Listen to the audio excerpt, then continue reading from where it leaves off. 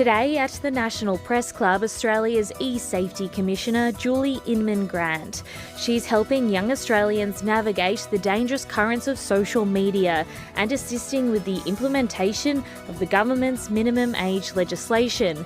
Julie Inman Grant with today's address.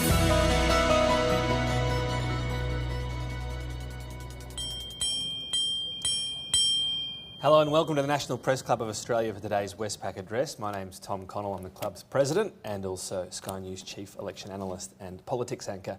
Today's speaker is Julie Inman Grant, the eSafety Commissioner. The theme, swimming between the digital flags, helping young Australians navigate social media's dangerous currents. We have, of course, we're on the cusp of the government's social media minimum age legislation, so effectively banning social media for 16s or under 16s, backed by most voices in Parliament, including the opposition. It's going to be an address, I'm sure, and it's a topic many parents are very interested in. What's best for children? How guilty should we feel if we've handed our phone to a kid to get 30 minutes of peace at a pub, perhaps? Maybe that's just my own experience. And perhaps for some of the kids who might be homesick today watching, wondering what they're going to be restricted from doing in the near future. The Commissioner's career began at the US Congress in Washington, DC, before joining Microsoft. She spent 17 years in various corporate affairs roles. Twitter as well, she set up the company's policy and philanthropy programs across Australia, New Zealand and Southeast Asia, so she knows the area very well. For those of you watching at home, you can join the conversation on X, where our handle is @PressClubAust. You can use the hashtag NPC as well. Ladies and gentlemen, please welcome Julie Inman Grant. And as you can imagine, my biggest fan base is on X. Hello, everyone. It's really great to be back here in Canberra at the Press Club again. It's hard to believe it, but the last time I stood on this podium was 7 years ago. And I'm going to be canvassing a very different online world than the one that I talked about back then. And while 2018 doesn't seem that long ago, in tech terms, it's not just a life cycle, it's a lifetime. I think you'd all agree that social media has come massively from its early days, reflecting trend towards short-form video, ephemeral media, live streaming, and feeds curated by opaque algorithms, representing technological convergence that's blurring previously distinct lines. And I'll shortly be discussing how eSafety plans to implement Australia's social media minimum age bill.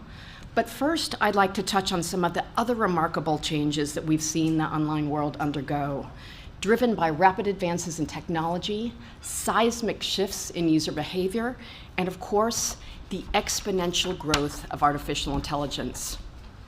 And just as AI has brought us much promise, it's also brought us much peril. And these harms aren't just hypothetical. These are taking hold today. In February, eSafety put out its first online safety advisory because we were so concerned with how rapidly children as young as 10 were being captivated by AI companions, in some instances spending up to 5 hours per day with sexualized chatbots. Schools reported to us that these children had been directed by their AI companions to engage in explicit and harmful sexual acts. Further, there is not a single week that goes by that there isn't a deepfake scandal or crisis in one of Australia's schools. Back in 2018, it would take massive numbers of images, huge computing power, and a lot of technological expertise to create a credible pornographic deepfake video.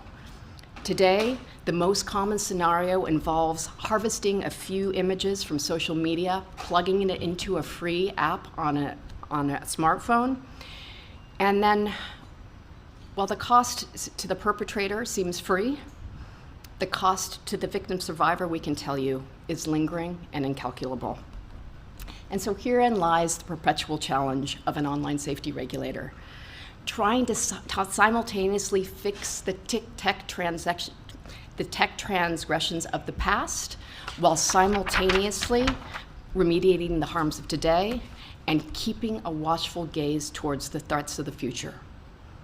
And there is little doubt that the online world of today is far more powerful, more personalized, and much more deeply embedded in our everyday lives than ever before. It's also immeasurably more complex and arguably much wilder. That ethos of moving fast and breaking things has been ratcheted up in the age of AI, heightening the risks and raising new ethical, regulatory, and societal questions, as well as layering an added area of uncertainty about what even the near future might hold. But behind all these changes, some things remain the same. Very few of these technologies and platforms were created with children in mind or with safety as a primary goal.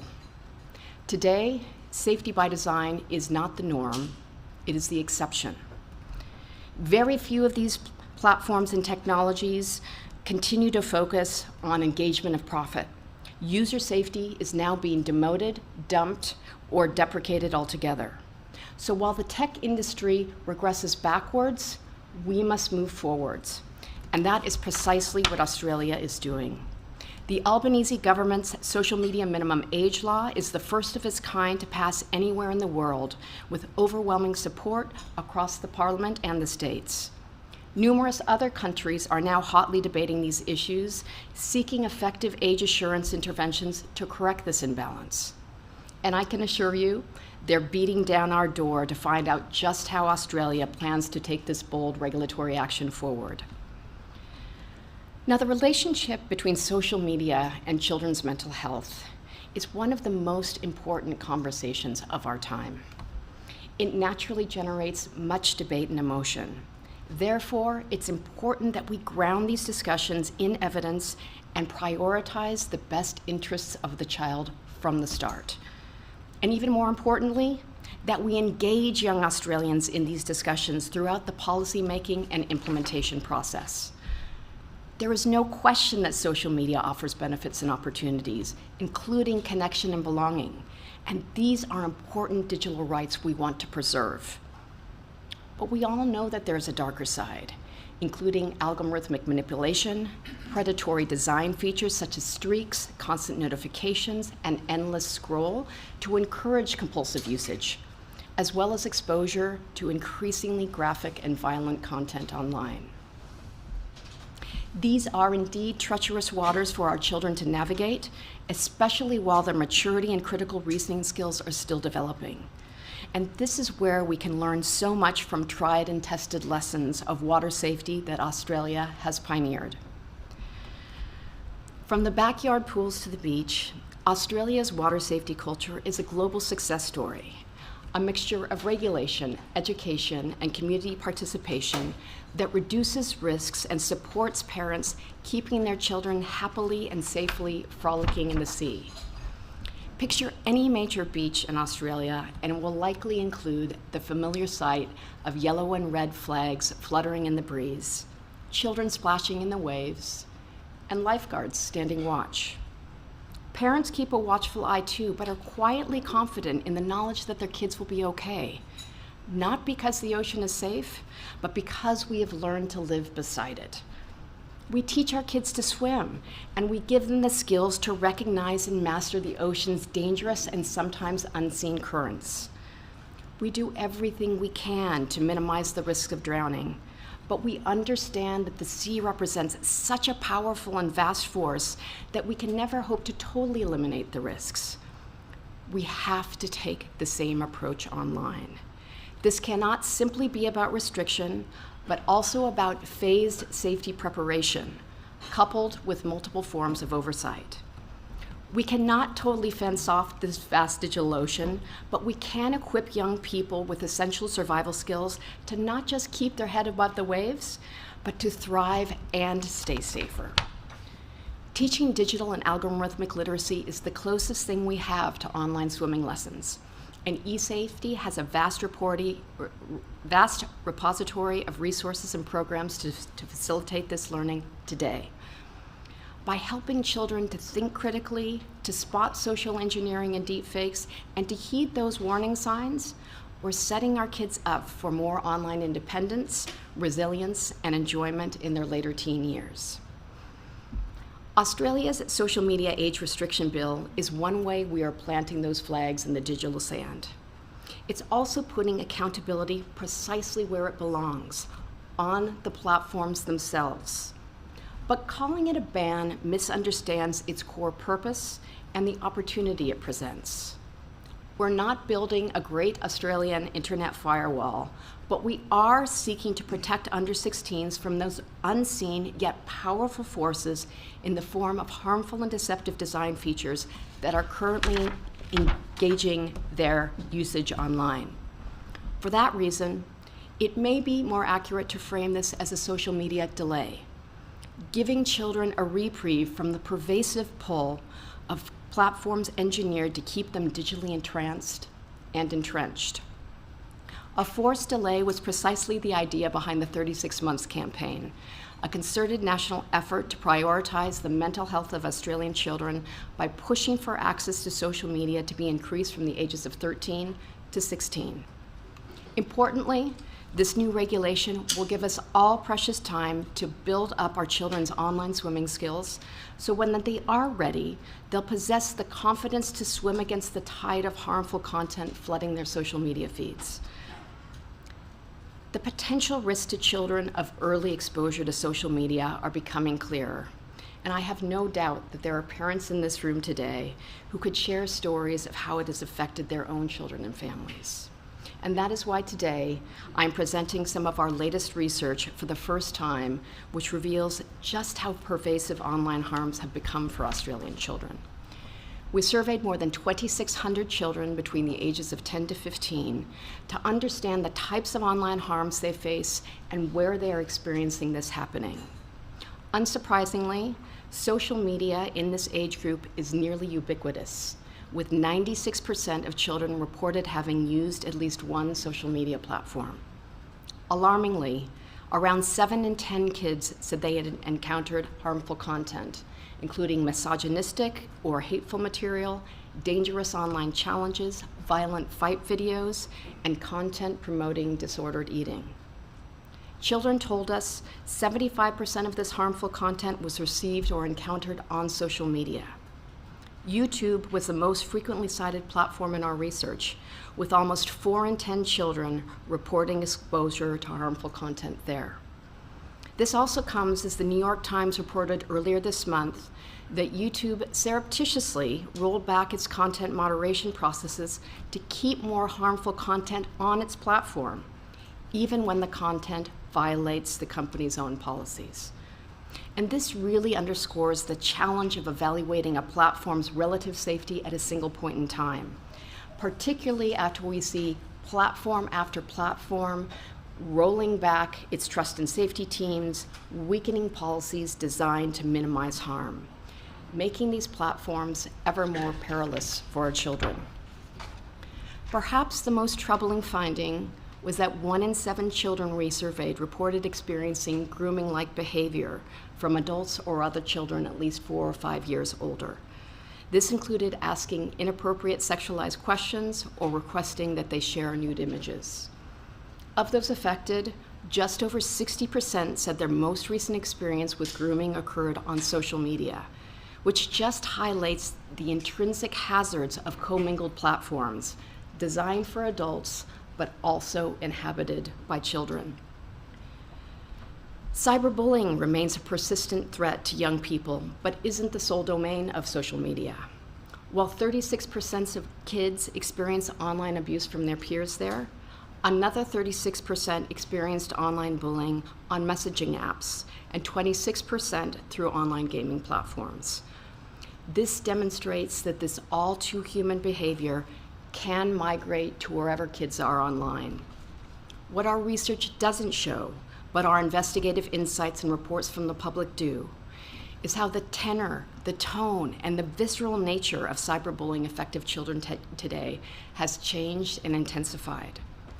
We've started to issue end-user notices to Australians as young as 14 for hurling unrelenting rape and death threats at their female peers. Caustic language like the acronym KYS, shorthand for Go Kill Yourself, is becoming more commonplace.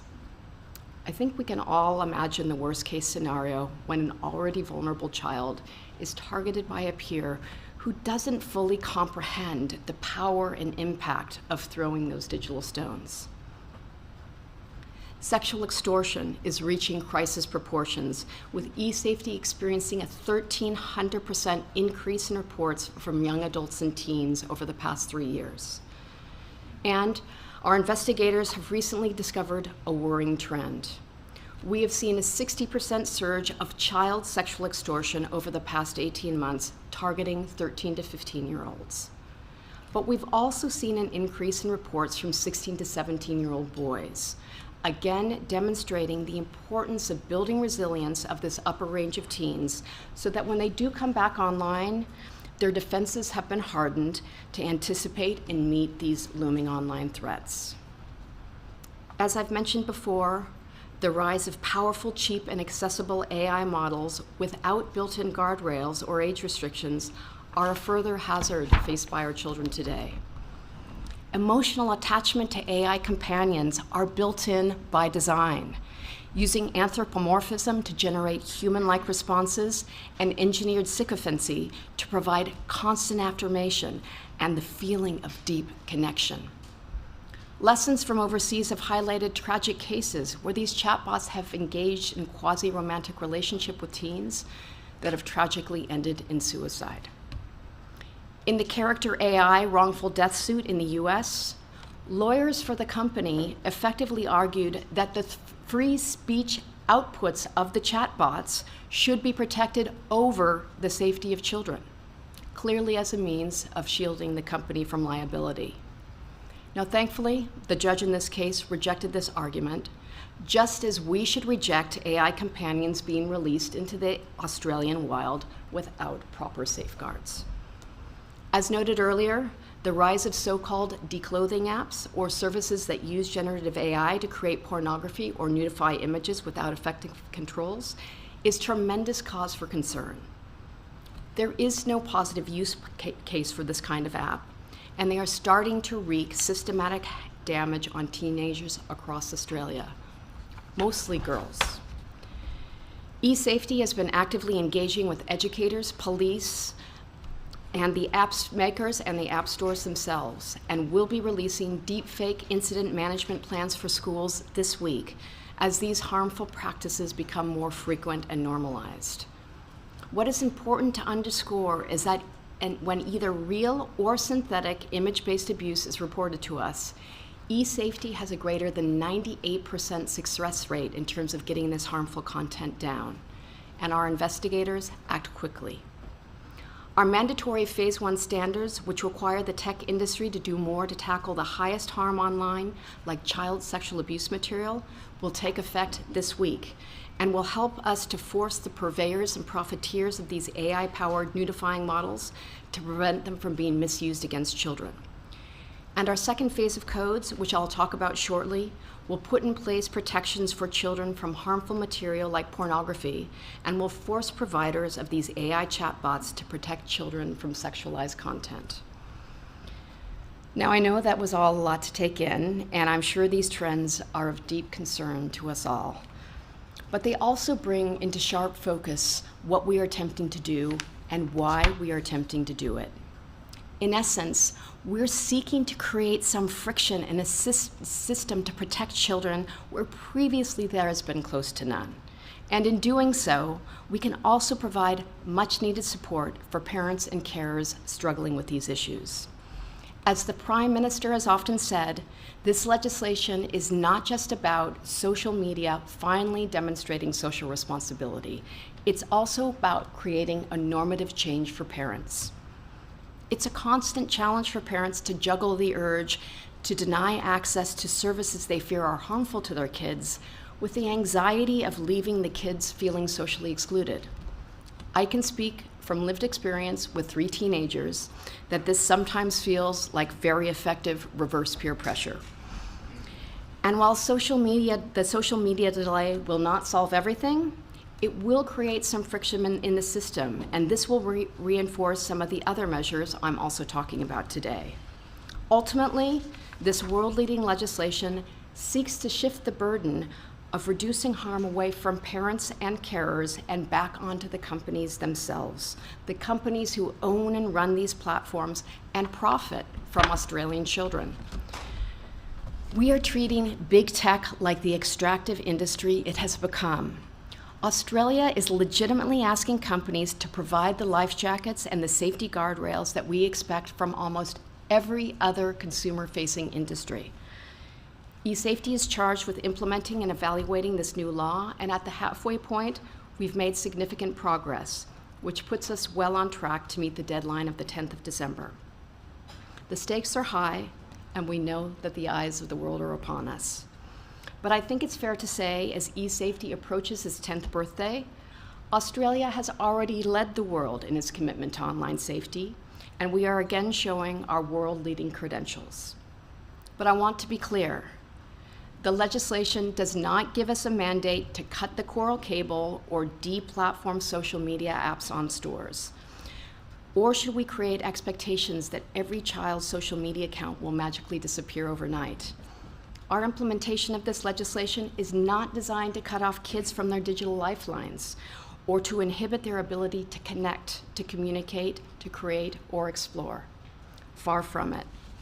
In that vein, I should also be very clear that there will be no penalties for those underage children who gain access to an age-restricted social media platform, or for their parents or carers who may enable this early access. The responsibility lies, as it should, with the platforms themselves, and there are heavy penalties for companies who fail to take reasonable steps to prevent underage account holders onto their services of up to $49.5 million per breach.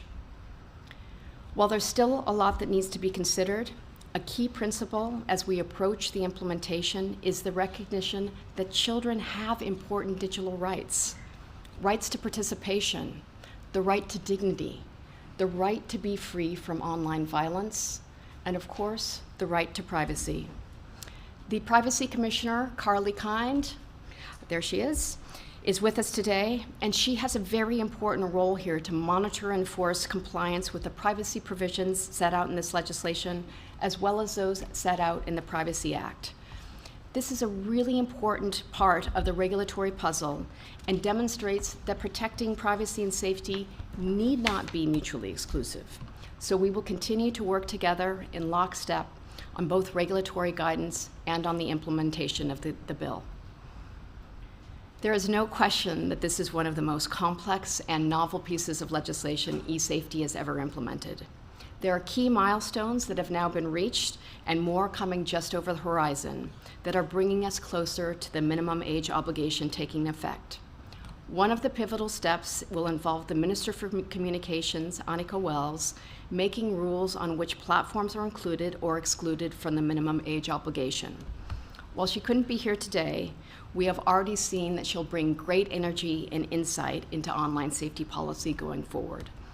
As many of you would know, last week Minister Wells sought my independent safety advice on the draft rules. This was published yesterday for the purposes of full transparency. It will now be up to the Minister to make the rules and have them tabled in Parliament to be considered through the usual parliamentary scrutiny process. You would have also seen the release of the preliminary findings of the government's age assurance trial. The trial involves 53 participants and has been looking at the efficacy of a broad range of age assurance technologies and their suitability in the Australian context. The trial has also demonstrated an incredibly positive use case for artificial intelligence. Almost all of the technologies tested employ AI. Age estimation tools are harnessing this the most, but age inference and successive validation tools also use algorithmic analysis. The key preliminary finding is that age assurance can be achieved in Australia in a manner that is private, robust, and effective. eSafety will start consulting upon our regulatory framework this week, and we will use this varied feedback to further hone our regulatory guidance. Under the legislation, captured service providers will have to satisfy me that they have implemented reasonable steps to prevent under-16s from having accounts on their service. We will seek to ensure that our guidelines are clear, effective, proportionate, and fit for purpose. Over the next few months, we will be talking to over 150 stakeholders, including industry, academics, advocates, right groups, parents, and most importantly, young people themselves. These reasonable steps are likely to include the kind of privacy-preserving age assurance measures platforms need to have in place, or the level of proactive detection required by services to identify underage users. We expect that this will require a range of methods and multi-signal age inference tools built into the captured platforms. This will not involve technology mandates, but will likely require a waterfall of effective tools and techniques. eSafety will need to be satisfied that the platforms are going to identify the users under 16 on their services now, and for the companies to be clear about how they will systematically prevent them from joining their services through effective approaches to age assurance at sign-up. Many of these platforms are already using proprietary tools or trialing third-party solutions to do just that today. And despite some claims to the contrary, the technology exists right now for these platforms to identify under 16s on their services without having to age verify everyone on the platform. From our consultation with industry just thus far, we know that at least one major platform has identified under 16s without having to age verify its entire user base. So we expect that both the technology and the cascading age assurance techniques will develop and become more widespread as we move towards the commencement date. Of course, using the least invasive and most privacy-preserving approaches will be key. Now, the platforms covered under the scheme will likely need to satisfy me that they are creating intuitive and discoverable user reporting functionality when underage users are missed, and to actively prevent expected circumvention techniques, including the use of VPNs. Of course, various teenage workaround attempts are inevitable, but the tools also exist for companies to help preempt these end runs. Finally, the companies will be compelled to measure and report on the efficacy and success of their efforts so that we can further gather evidence and evaluate the success. To that end, eSafety is dedicated to incorporating independent evidence and robust evaluation into our implementation, which will be separate from the broader legislated independent review. This will be valuable for us to ensure continuous improvement, but enable us to build an evidence base and provide a blueprint for other nations that want to learn from our approach. eSafety conducted a merit-based process to form an independent academic advisory group to bring rigor and objectivity in helping us evaluate and gather vital evidence. More than half of the advisory group members are Australian, with the remainder drawn from academic centers of excellence and expertise from across the globe. I had the pleasure of convening the inaugural meeting of the advisory group earlier today, and I believe the outputs will put us in good stead to objectively measure both the benefits and the unintended consequences of the implementation. Now, as important as the social media age limits will be in helping delay children's exposure to harmful design features, we are all well aware that it won't be a silver bullet. And this is why eSafety continues to take a holistic approach to protecting, supporting, and empowering young Australians. We remain committed to working with teachers, parents, carers, and young people through our Youth Council, not only to ensure that they're well informed around the risks, but that they're well equipped to thrive online. This means building on our current digital learning arsenal at esafety.gov.au and by developing further co-designed digital literacy and resilience resources. And of course, eSafety's reporting schemes will still be there to provide assistance for Australians if things do go wrong online, including our cyberbullying and image-based abuse schemes. Today, I am also announcing through the Online Safety Act's codes and standards frameworks that we will be moving to register 3 industry-prepared codes designed to limit children's access to high-impact, harmful material like pornography, violent content, themes of suicide, self-harm, and disordered eating. As I mentioned earlier, through these codes, companies agree to apply safety measures up and down the technology stack, including age assurance protections. These provisions will serve as a bulwark and operate in lockstep with the new social media age limits, distributing more responsibility and accountability across 8 sectors of the tech industry. I've informed industry that I plan to register the codes covering enterprise hosting services, internet carriage services such as telcos and other access providers, and search engines. I've concluded that each of these codes provide appropriate community safeguards. I've sought additional safety commitments from industry on the remaining codes, including those dealing with app stores, device manufacturers, social media services and messaging, and the broader categories of relevant electronic services and designated internet services, or the DIS.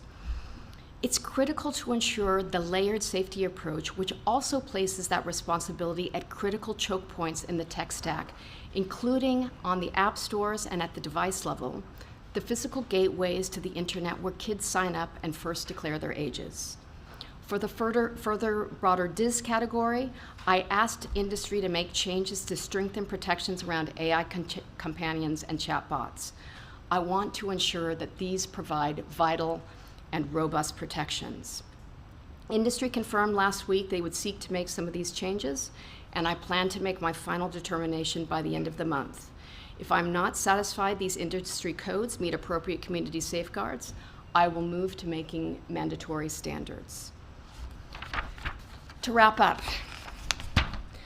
what gives me great encouragement is the deep community support that exists across Australia for stronger online protections for children, both from harmful content, but also for features deliberately designed to make social media addictive. Australia is proud to be taking a national approach to be setting restrictions for social media services. And while we may be among the first, I'm confident we won't be the last. We're working closely with our international counterparts that share our goals. In true Aussie spirit, we're having a go, and not because it's easy, but because it matters. It's a bold move, yes, but every big change begins with someone willing to take that first step. Australia is building a culture of online safety using multiple interventions, just as we've done so successfully on our beaches. Because the internet, like the ocean, will continue to be a fixture in our lives. And our children, whether they like it or not, are already dipping their toes into the surf, or more likely diving headfirst into those darkest watering holes. As we approach commencement, there is a tremendous opportunity for parents to start having conversations now with their kids about the new rules. We're publishing information on our website about how to start some of these more complex conversations with our children to prepare them for change. This will include resources for parents about understanding VPNs and other circumvention techniques, as well as guides to show kids how they can download their archives and profile content before shutting down their accounts. I believe that this can serve as a signal to all parents that they can take tangible actions with their kids to start the chat and delete the apps, and to reinforce that the government is backing them. So let's make sure the flags are up, the lifeguards are on duty, and the RIPs are clearly marked. Because when it comes to keeping our kids safer online, we all have a role to play. Thank you.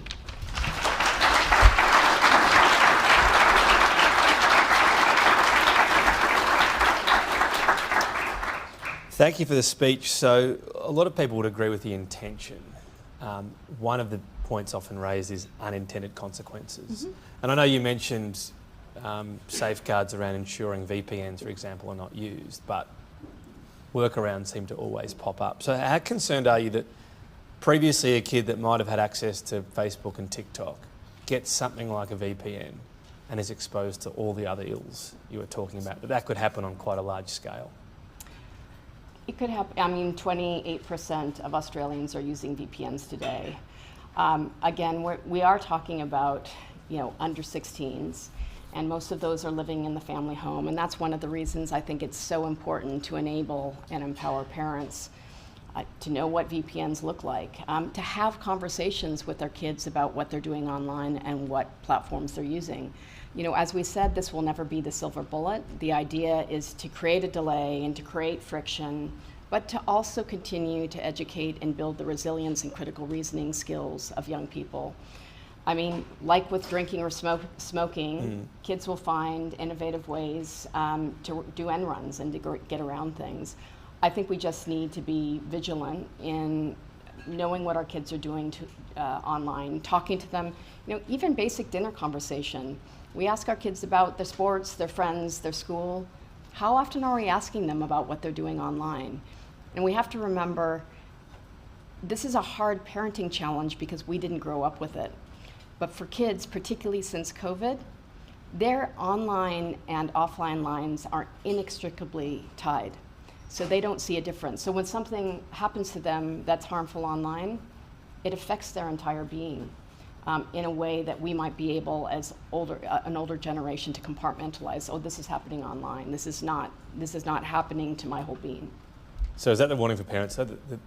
Would you acknowledge that someone getting a VPN does open a potentially darker door, if you like?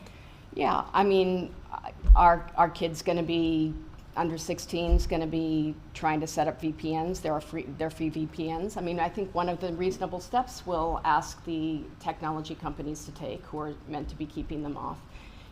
They can easily get lists of known VPNs so that they can re-verify the age. But there are other things that they can look at, what we call age inference tools.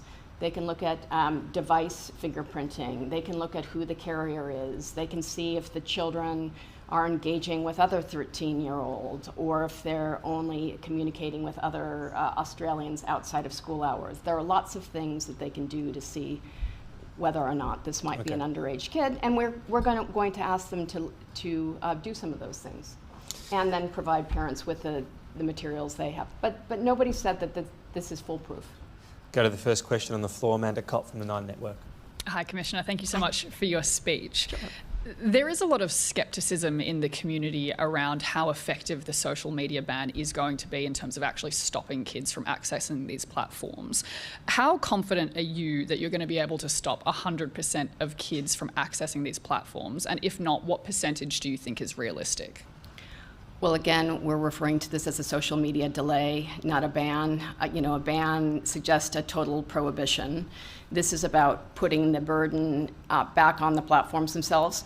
I don't think it's going to happen overnight, and that's why I think it's so important to set these expectations, and that parents have a role in sitting down now that this normative change is coming, and when it is in place in December 10th or 11th, sitting down and saying, hey, this is the law of the land.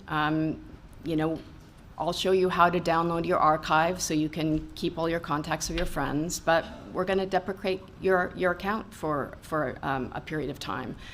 The other thing that's important there is we know that companies aren't going to get it right the first time.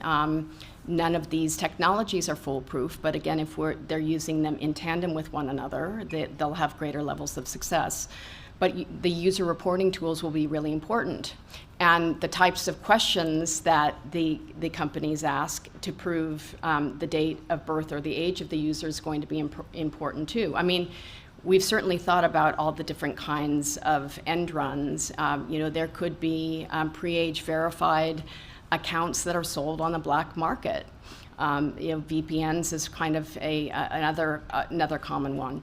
The other interesting feature of this regulation is that it does allow children to be able to view content like YouTube or TikTok, say on the smart TV, in a logged out state.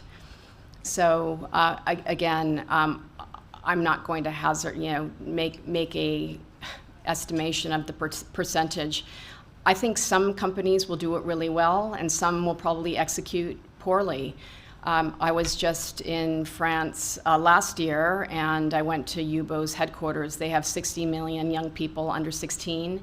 They've age verified every user twice, and very effectively. The age of 16, their goal there is keeping over 16s off that platform. And then, of course, Instagram has teen accounts. Again, they're probably an example. In speaking to their VP of online safety, they started with basic age inference tools, some of which they've patented, to default underage users into the teen accounts with stronger safety provisions. They haven't age verified everyone. So that, I mean, they can target all of us with deadly precision when it comes to advertising. They can do the same with age. They just haven't had to until this date. And I think it's also worth noting, Earlier this week, I was on a call with 9 of my fellow regulators from around the globe, and just spoke to the European Commission the other week. They're all looking at age assurance and age verification at a very high level. So we might be the first, but we're not alone. So these are global platforms. I expect that they were going to put some engineering resources into getting this right. Excellent. Thank you. Next question, Ron Meisen from the AFR. Thank you for your speech, Commissioner. YouTube has issued a rather unsurprisingly scathing statement saying the eSafety's advice goes against the government's own commitment, its own research on community sentiment, independent research and the view of stakeholders in this debate. Given the government's commitment in the past on YouTube to exempt it, what has changed and what is the impetus for the Minister coming to you and seeking this advice? Well, the step of taking independent advice from the independent safety regulator was written into the legislation. When the decision was made by the previous Albanese government, they didn't have the benefit of our insights, of our youth research, of the insights that we gained through our basic online safety expectations transparency reports, through our regulatory insights and reports. So when the minister wrote to me last week asking for this advice, that was one of the specific questions she wanted answered from an evidential standpoint, and that's precisely what we provided. What the research we did with the 2,600 10 to 15-year-olds has shown us, it's a very popular and prevalent platform, the most prevalent used by children, and correspondingly, it's where they achieve the most amount of harm or experience the most amount of harm, 37%. The next platform in that category was TikTok at 23%. So there is quite a large difference in terms of the experiencing of harm. And of course, I could talk to you about some of the illegal and Class 1, Class 2 content we've had to have removed from YouTube. I think any platform that says they're absolutely safe is absolutely spinning words. Thank you. I'll get my parent hat on here. YouTube Kids, is that on the banned list or the restricted list? So as part of our safety advice, we provided five different recommendations, and we asked the minister, given time, to consider the first two. We would consider, there are certain platforms that would be considered lower risk. The other thing I should note is this wasn't just about YouTube. YouTube was the only one exempted. Our recommendation was that no specific platform be exempted because, as I said, the relative risks and harms can change at any given moment, as well as the different features they incorporate. If you think about Instagram 10 years ago, it was a photo sharing app, and then it became more of a social media, and then they've added the DM, and now they have ephemeral media and stories, and they have short form videos, and they have a social media and a social media with threads.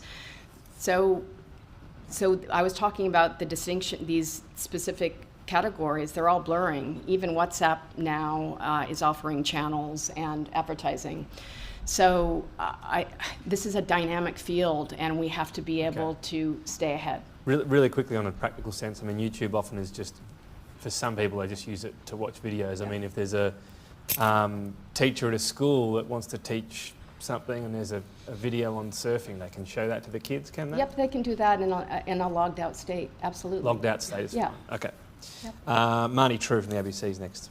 Hi, Commissioner. Thank you for your address. In 2023, an eSafety report found that the age assurance technology market was immature but developing.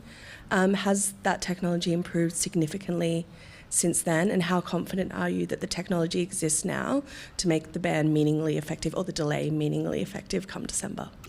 Yeah, we started working on the age verification roadmap in 2021 and delivered the final roadmap in March 2023. And there were members of the safety tech industry that weren't happy with us. But if you sort of look at the numbers and the maturity of the age assurance technologies that were around then, vis-a-vis, the broader software development system, it was clearly not as developed. I think we've seen huge growth and maturation and sophistication, as I mentioned, of the 53 that are being tested by the age assurance technical trial that's being run by the department through the age certification checks scheme. All 53 of these technologies utilize some form of AI. So it's kind of an innovation hotbed. So in addition to some of the facial age estimation tools, there's one that uses a lot of medical science about ligaments and ligature, which is a biometric, so it asks you to make different signals with your finger, and it can give you a basic age. And that would be very difficult to re-identify. I don't know what the final scoring or accuracy rates will be on those, but what I'm saying is we're seeing innovation happening here. The more that governments are demanding effective age assurance, the more I expect the industry will start investing and innovating in these areas. So it's kind of exciting when you think about it. And it's not just the technology, it's the ecosystem that's maturing. So there's the whole concept of vouching or third-party proofing. I started working on an age verification pilot when I was working for Microsoft here in 2008. And we were talking about using schools to vouch for kids, or the 100 points test that OzPost delivers. So there are lots of different ways. There'll be challenges with each one of them. But what the preliminary findings do say is that the technology is here and it's possible. None is going to solve every use case. But again, we expect that companies will take layered approaches and use multiple proprietary tools alongside the highest tested third-party tools. Thank you very much. Corey McLeod from Innovation Oz. Thank you for your address, Commissioner. Are you concerned that the measures will attract retaliation, if you like, from the Trump administration that has said it would protect US digital platforms from these kinds of regulatory actions? And I've heard them described as weakening the relationship between Australia and the US. Well, that's really a question from government to government level. Of course, we're engaged with DFAT in Centrals, but I would say just this week, President Trump extended the TikTok ban that was passed by Congress last year. And that takes a much more blunt force approach to removing an entire app from the App Store and finding people who are using the app based on national security purposes. But I'd also say at the state level, there are a number of AI accountability bills, age verification bills. So I'd say that it's quite mixed. There's quite a bit of interest in the United States. The U.S. Supreme Court is going to make a decision around age verification very soon, and whether it will pass muster under the First Amendment. I would just say on the positives, I was just on a board call with the We Protect Global Alliance, which combats child sexual abuse, with the U.S. Department of Justice and the U.S. Department of Homeland Security.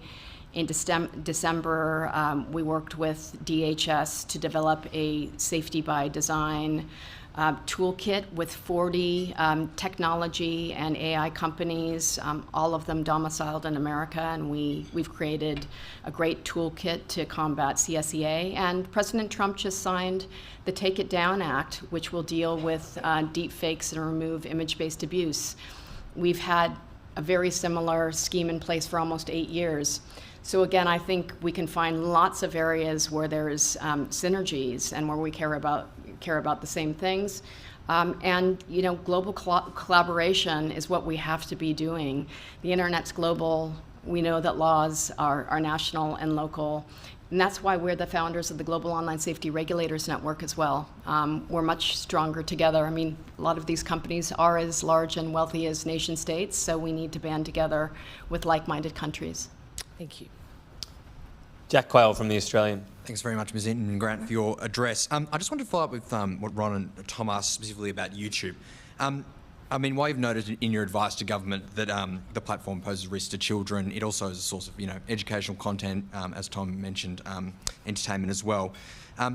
These restrictions on social media have garnered a really strong, support from the community. But with this advice, do you risk undermining community support from parents, from teachers, with your advice to scrap the exemption? Or do you think that you've got, the public on side with your recommendation? Well, I don't make determinations or write recommendations to the minister based on whether I keep the public on side. I follow the evidence. And my main concern with these platforms is obviously that harm's happening, but I talked about the persuasive design features. I mean, YouTube has mastered those. That opaque algorithms driving users down rabbit holes that they are powerless to fight against. I mean, you got to think about, the constant notifications. This is not a fair fight where our kids are concerned vis-a-vis social media sites.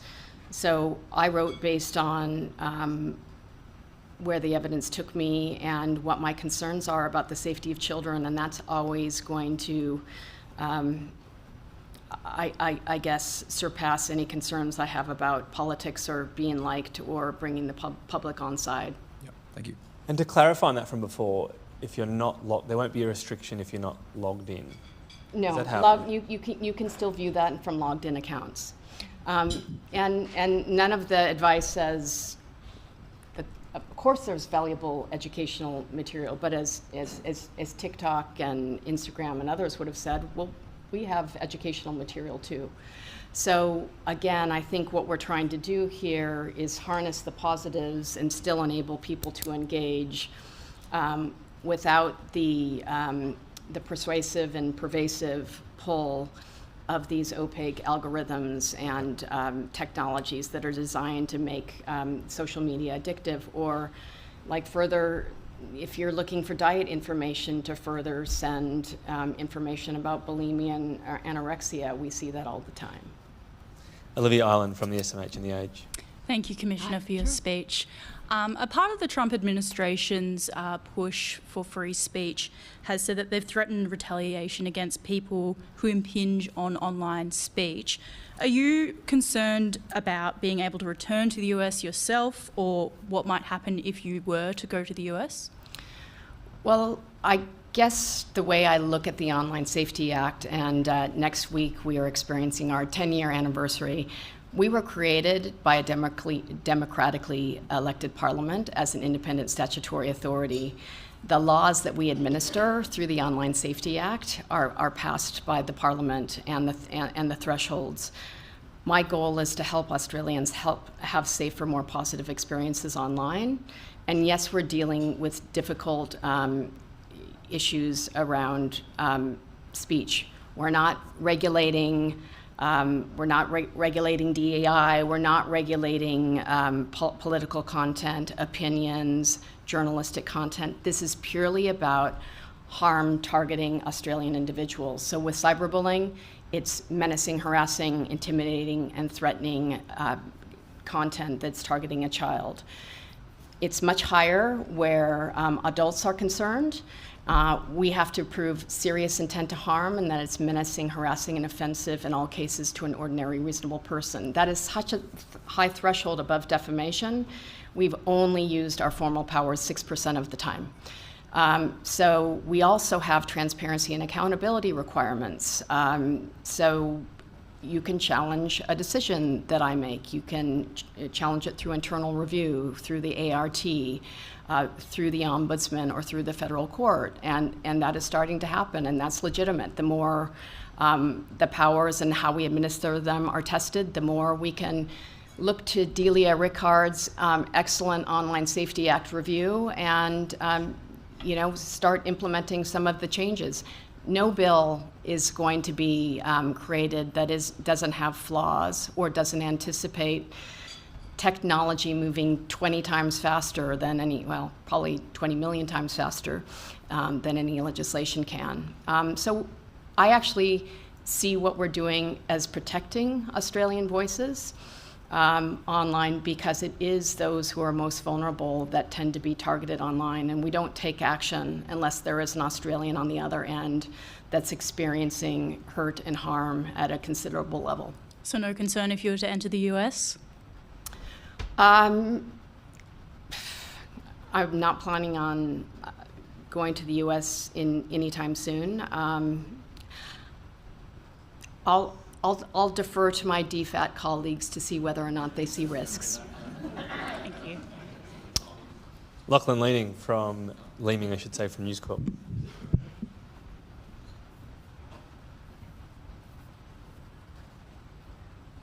Hi, Commissioner. Thanks for your speech.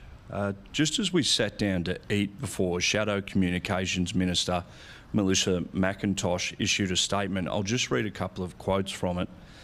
With just 6 months to go until these changes commence, it is disappointing the government is only just now getting advice from the eSafety Commissioner.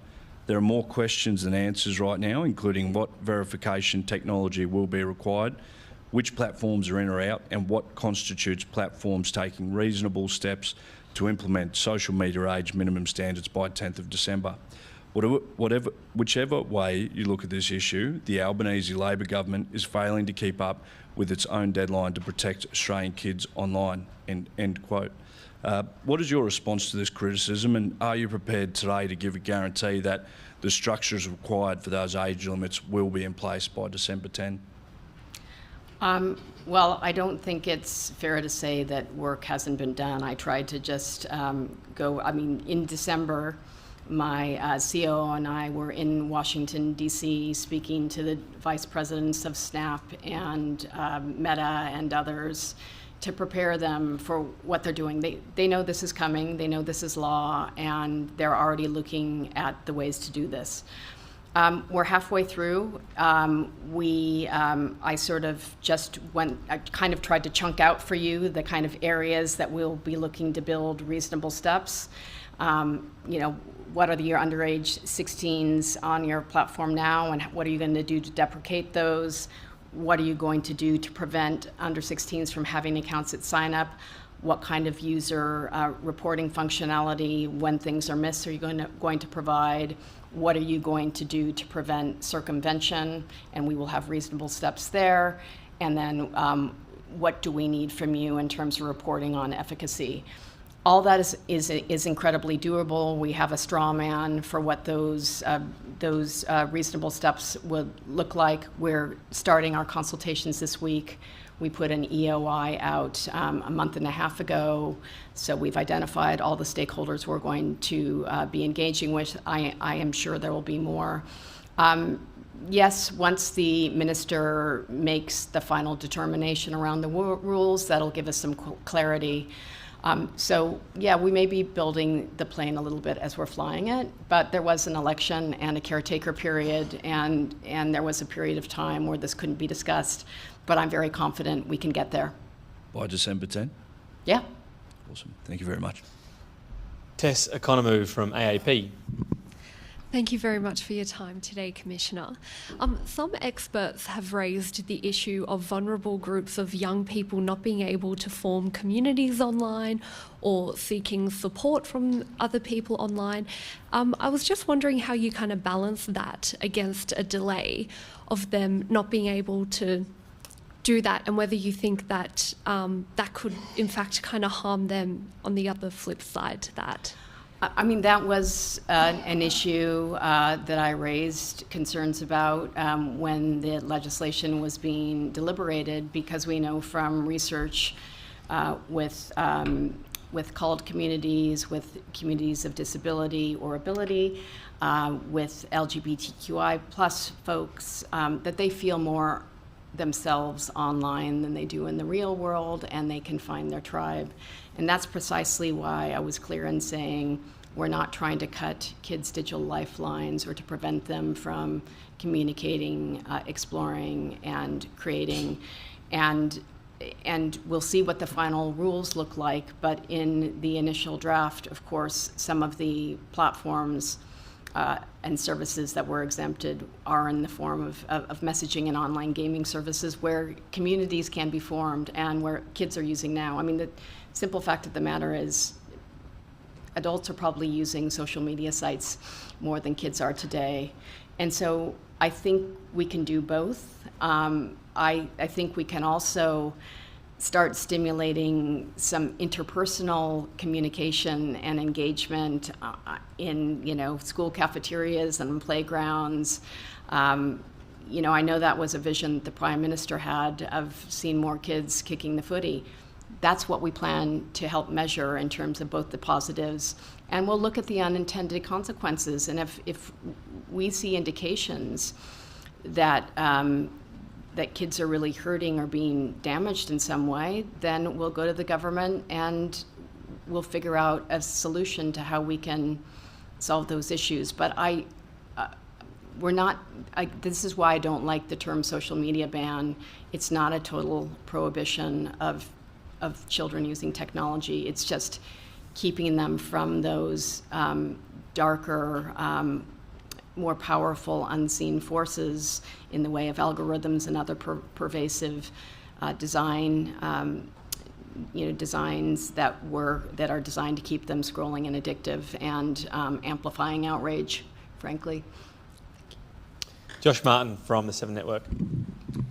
Thanks for your speech, Commissioner. Currently, when teenagers turn 16 in Australia, they can go for their driver's licence. After December, they'll be able to get a social media account. In that spirit, does the government need to look at the education curriculum to get kids ready for having a social media account? And just to clarify a question Tom asked, will kids be able to have a YouTube Kids account after December? That will depend on the rules that are ultimately drafted. We would consider that probably a lower risk site. So we've been asked about Lego Play and others. That might be one that is considered designed with a child in mind, with very ample safety features that we would deem to be lower risk. So I can't answer that question definitively until I see the rules. But again, we certainly there are programs that are out there that are very enriching and educational. Thank you. Simon Gross from Canberra IQ. I understand it. So if a kid turns 13 at the end of this year, you're going to tell them they can download all their contacts on whatever platforms they're on and archive them somewhere, and in 3 years' time they can re-establish them. Is that right? I haven't figured out the mechanics of all Okay, of that but- yet, but essentially yes. Okay. You can download your archive today, so you can see all your posts and you can have the different handles and the contact information, so you're not losing touch. So what's stopping them, having done that, moving to a platform that's not covered by your scheme and just starting up again and hanging around? Well, I fully expect that teenagers will try and find other places to congregate. They do that now with messaging, Sure. with group messaging, with text, with groups on WhatsApp, even with groups on FaceTime. So I think the difference will be they will be grouped more with their peers rather than billions of people from around the world that are adults and kids and strangers. Okay. Caitlin Rintoul from the West Australian. Thank you for your address today, Commissioner. You spoke a lot about the issues of sex abuse online. I want to talk about safety on online dating apps. Last year, Australia introduced a voluntary new industry code. And while codes are great, does that go far enough? Would you like to see some mandatory settings? And does it have enough teeth currently, this sector?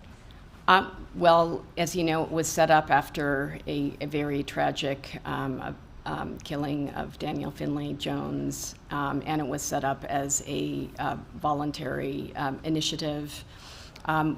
We have yet to, and I think this is coming in a few months, to evaluate the efficacy of the voluntary codes. If I don't think they're adequate, then I will suggest to government that we move to a mandatory code. I think we've learned a lot through the codes and standards from the Online Safety Act of 2021.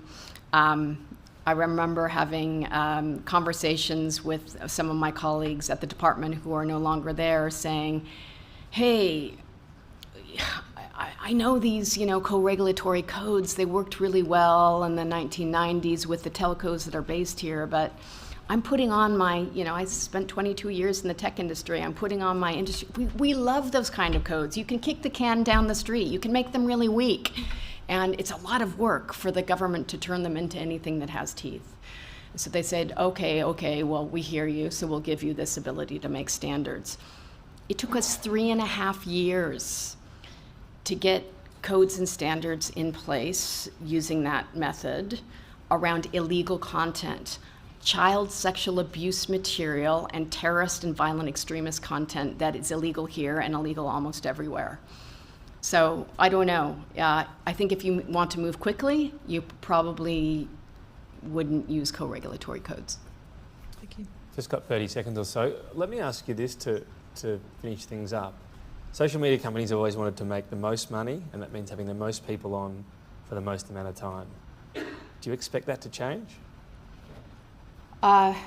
No, that's the business model, unless they change the business model. But if I understand correctly, when Meta, then Facebook, acquired WhatsApp, the Dutch owner that sold it to him did not want any advertising, ended up leaving. That could become a very lucratizing advertising model. So I don't think anything is off the table. They are profit-driven organizations that have huge pressure to become, multi-trillion-dollar organizations. So they will look at different ways to monetize you, and you see even through the schools when Google and others are offering free software, they're not free at all. It's your data or your child's data. So there's always a cost somewhere. Well, the eyes of the nation and the world will be on how this rolls out and how it works. We appreciate your time today. Please accept our gift of membership as well. Oh, wow. Ladies and gentlemen, please thank Julie Inman Grant.